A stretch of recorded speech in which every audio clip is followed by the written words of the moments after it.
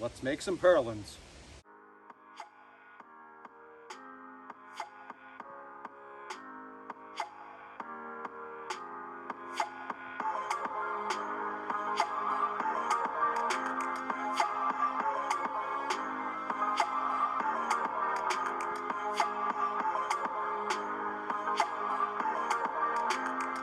So in today's episode, we're going to be making some roof purlins, actually for this mill building that I'm standing on here.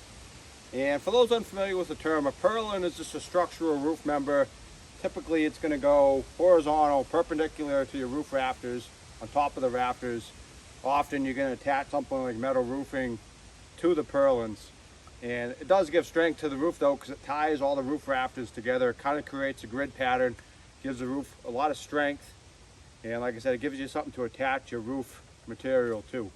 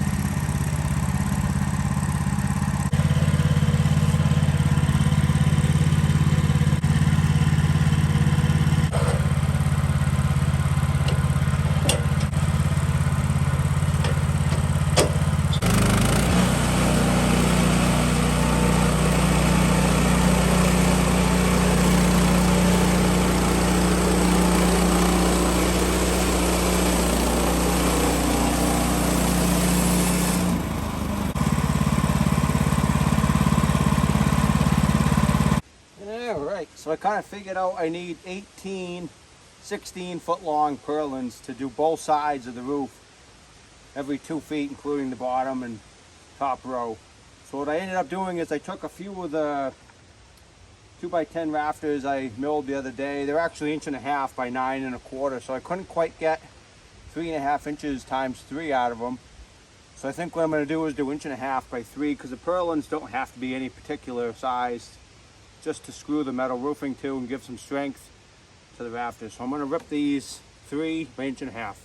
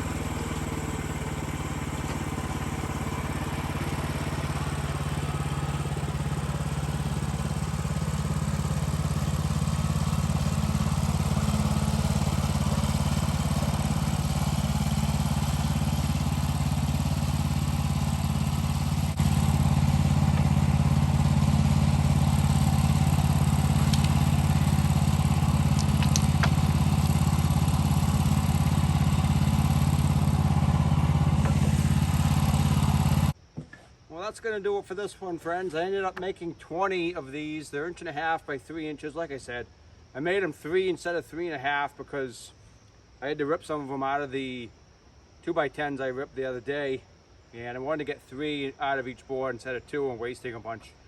But I mean, if you priced out 2x4x16 kiln dried lumber at Home Depot, $13.52 a piece. 20 of them, that's $270 plus tax.